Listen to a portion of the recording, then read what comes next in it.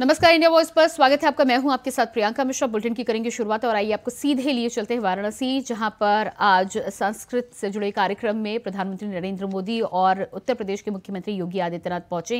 क्या कुछ कह रहे हैं, सुनिए। और दुनिया के कोने कोने से पधारे सदगुरु रविदास जी महाराज के सभी अनुयायी भक्तगण, उपस्थित बहनों और भाइयों, आज काशी की धरती पर सदगुरु पूज्य संत रविदास जी महाराज की 647वीं पावन जयंती समारोह के आयोजन में हमारे देश के यशस्वी प्रधानमंत्री जी का आगमन हुआ है। मैं इस अवसर पर प्रदेशवासियों की ओर से आदरणीय प्रधानमंत्री जी का हृदय से स्वागत करता हूं, अभिनंदन करता हूं। अभी आदरणीय प्रधानमंत्री जी के कर कमलों से पूज्य संत सदगुरु रविदास जी महाराज की इस भव्य प्रतिमा का लोकार्पण का कार्यक्रम संपन्न हुआ है। इस अवसर पर प्रधानमंत्री जी के कर कमलों से अभी बहुत सारे कार्यक्रमों का लोकार्पण और शिलान्यास का कार्यक्रम आयोजित होना है। मैं अग्रिम रूप से सदगुरु पूज्य संत रविदास जी महाराज के सभी अनुयायियों को, भक्तों को, काशीवासियों को, आप सबको इस अवसर पर हृदय से बधाई देता हूं। आप सबके प्रति अपनी शुभकामनाएं भी देता हूं।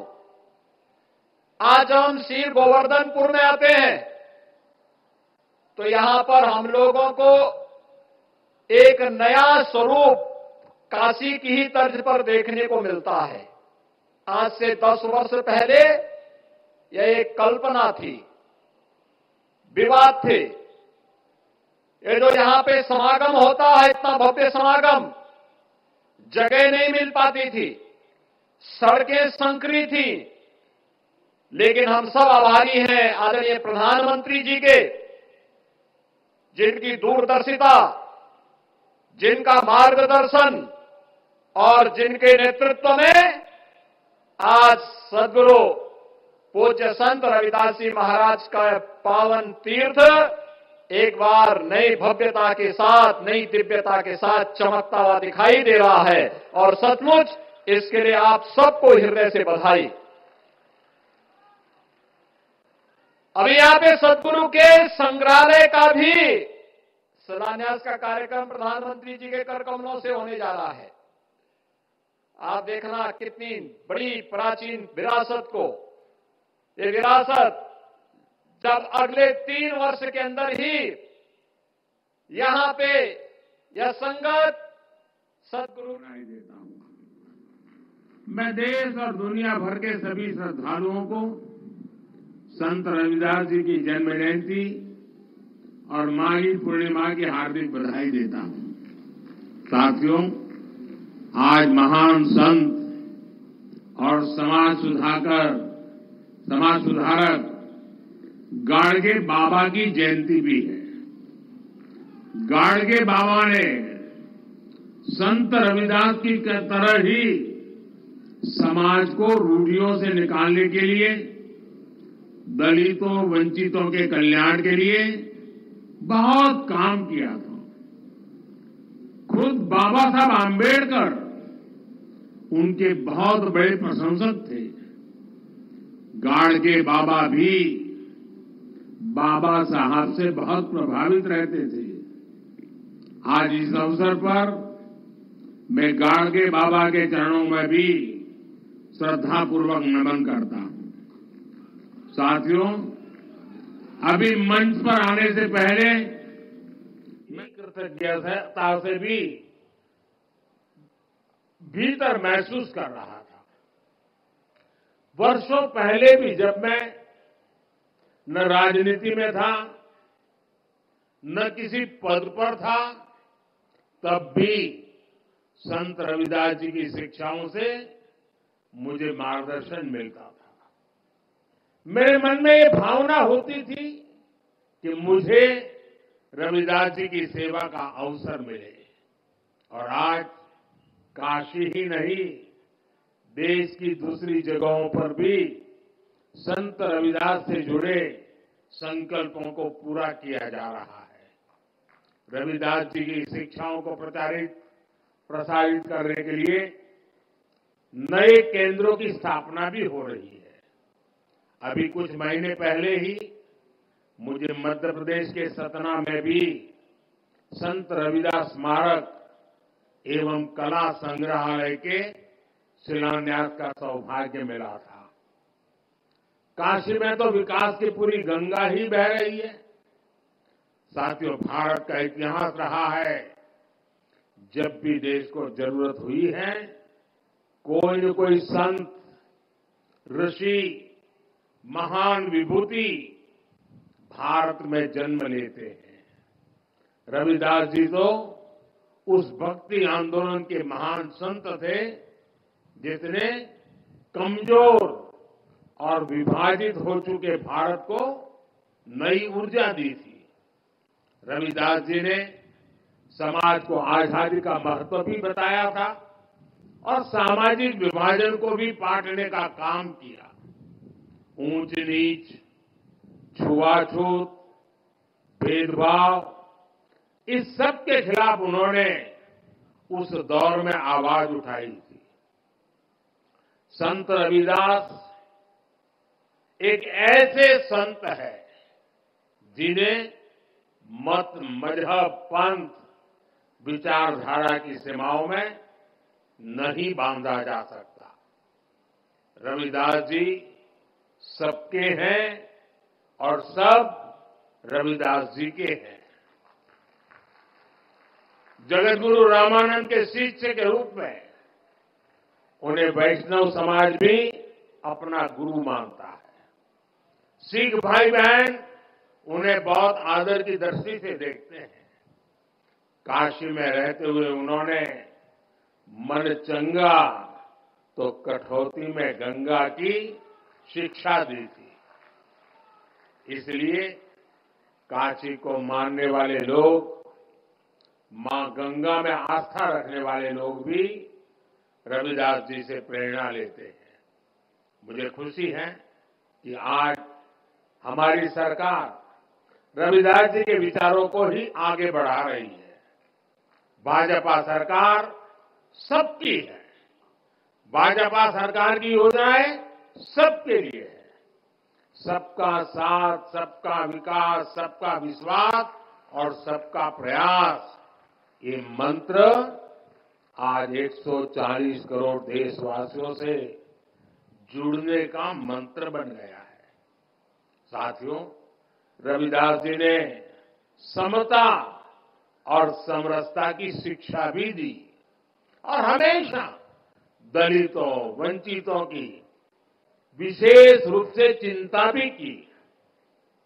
समानता वंचित समाज को प्राथमिकता देने से ही आती है। इसलिए जो लोग, जो वर्ग विकास की मुख्य धारा से जितना ज्यादा दूर रह गए, पिछले 10 वर्षों में उन्हें ही केंद्र में रखकर काम हुआ है।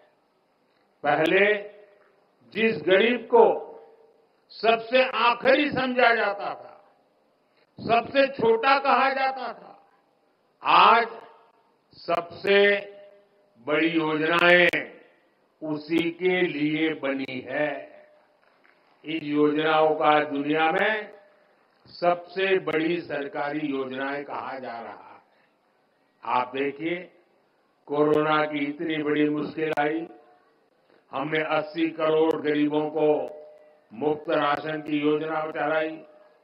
कोरोना के बाद भी हमने मुफ्त राशन देना बंद नहीं किया, क्योंकि हम चाहते हैं कि जो गरीब अपने पैरों पर खड़ा हुआ है वो लंबी दूरी तय करे, उस पर अतिरिक्त बोझ न आए। ऐसी योजना इतने बड़े पैमाने पर दुनिया के किसी भी देश में नहीं है। हमने स्वच्छ भारत अभियान चलाया, देश के हर गांव में हर परिवार के लिए मुफ्त शौचालय बनाया। इसका लाभ सबसे ज्यादा दलित, पिछड़े हमारे परिवारों को, खासकर हमारी एससी, एसटी, ओबीसी माताओं बहनों को हुआ है। इन्हें ही सबसे ज्यादा खुले में शौच के लिए जाना पड़ता था, परेशानियां उठानी पड़ती थी। आज देश के गांव-गांव तक साफ पानी पहुंचाने के लिए जल जीवन मिशन चल रहा है। 5 वर्षों से भी कम समय में 11 करोड़ से ज्यादा घरों तक पाइप से पानी पहुंचाया गया है। करोड़ों गरीबों को मुफ्त इलाज के लिए आयुष्मान कार्ड मिला है।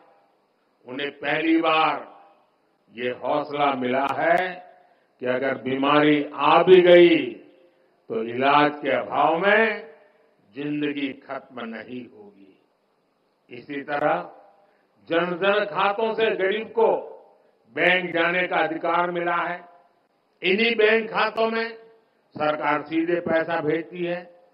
इन्हीं खातों में किसानों को किसान सम्मान निधि जाती है, जिनमें से करीब 1.5 करोड़ लाभार्थी हमारे दलित किसान ही हैं।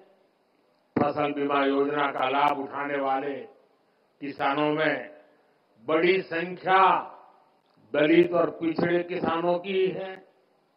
युवाओं के लिए भी 2014 से पहली जितनी स्कॉलरशिप मिलती थी, आज हम उससे 2 गुनी स्कॉलरशिप दलित युवाओं को दे रहे हैं।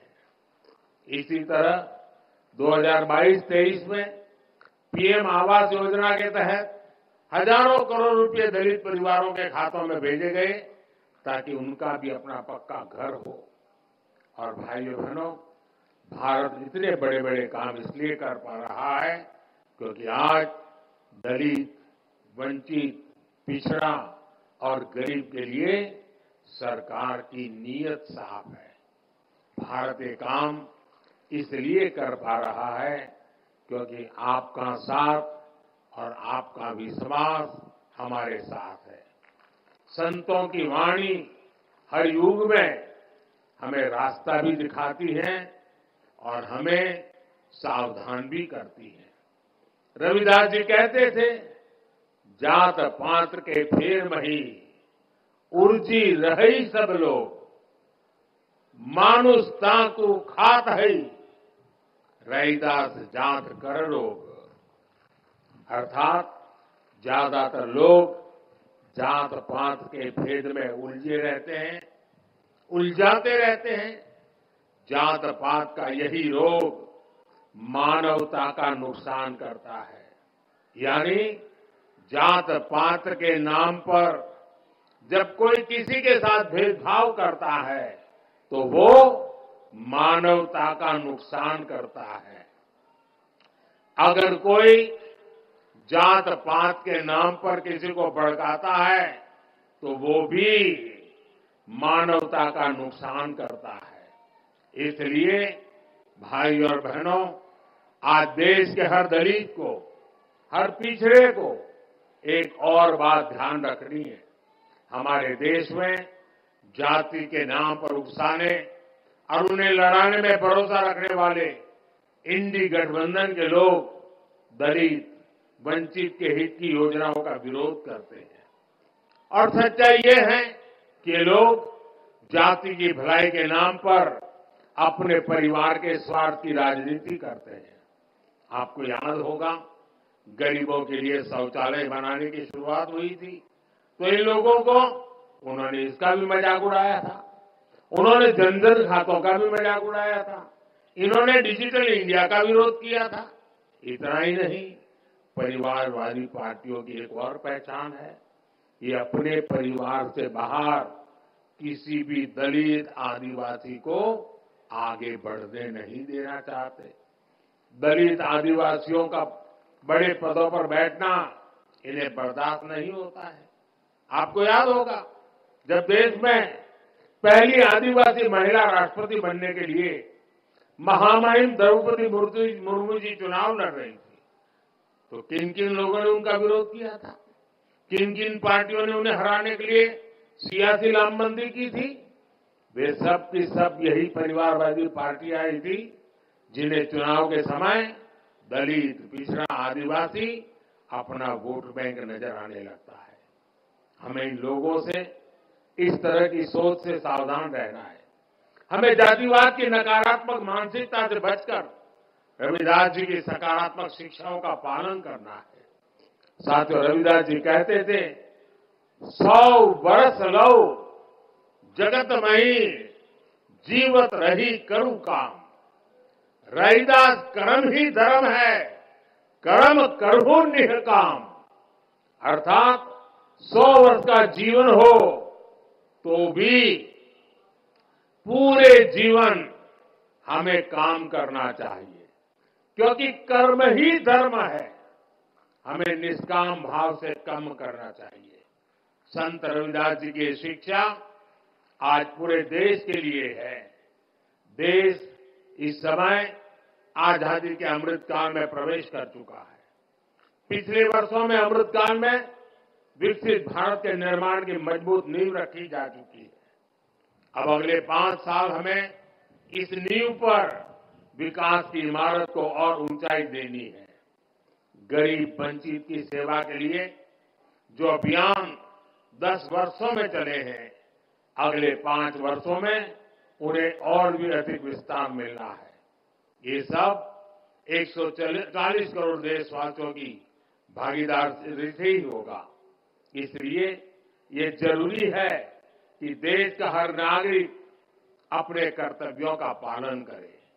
हमें देश के बारे में सोचना है। हमें तोड़ने वाले, बांटने वाले विचारों से दूर रहकर देश की एकता को मजबूत करना है।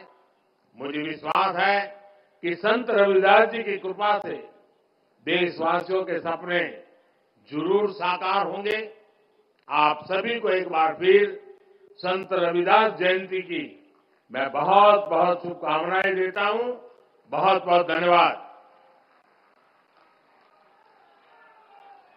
बोलिए श्री रविदास महाराज की जय। सतगुरु स्वामी सर्वदास महाराज की जय। अमर श्री संत रामानंद महाराज की जय। सर्वपेख भगवान की जय। बहुत बहुत धन्यवाद आदरणीय प्रधानमंत्री जी का, जिन्होंने सतगुरु रविदास महाराज जी की आज 647वीं जयंती पर्व पर समूह साध संगत को मुबारकबाद दी है और दर्शन देने पहुंचे हैं। मैं बहुत बहुत धन्यवाद करता हूं कि प्रधानमंत्री जी आज गुरु जी के पावन दरबार में पहुंचे हैं। तो निवेदन करूंगा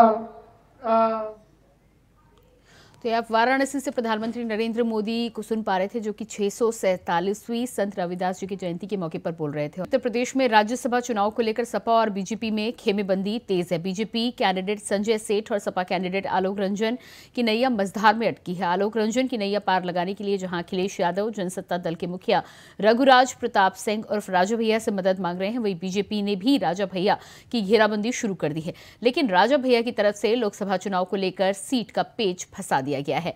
नफा नुकसान में मामला उलझा है। अभी तक राजा भैया की तरफ से जनसत्ता दल का रुख स्पष्ट नहीं किया गया है। वैसे जनसत्ता दल के पास 2 विधायक हैं, बावजूद इसके दोनों विधायकों की राज्यसभा चुनाव में भूमिका अहम हो गई है।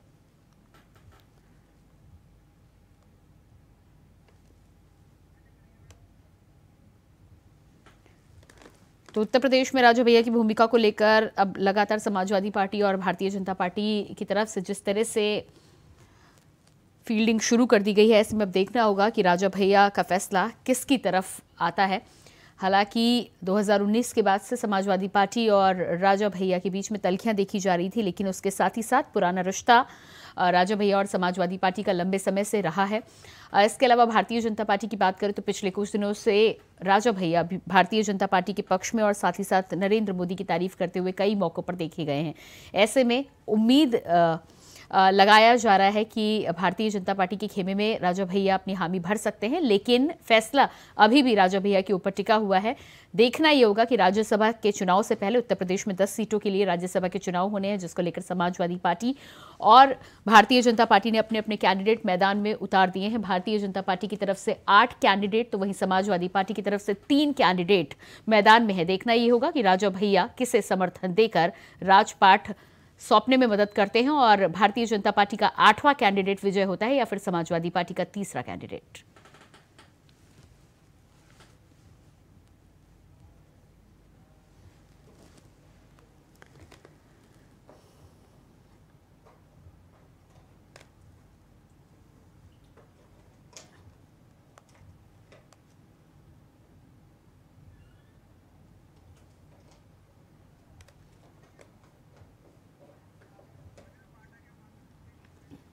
और इसी खबर पर हमारे साथ यूपी से स्टेट कोऑर्डिनेटर अनिल पाठक जुड़ चुके हैं। जी अनिल, जिस तरह से राजा भैया को लेकर अभी भी अटकलों का बाजार गर्म है, किसी के भी पक्ष में यानी कि भारतीय जनता पार्टी और समाजवादी पार्टी की तरफ अभी हामी निकलकर सामने नहीं आई है। सूत्रों के हवाले से क्या जानकारी निकलकर सामने आ रही है?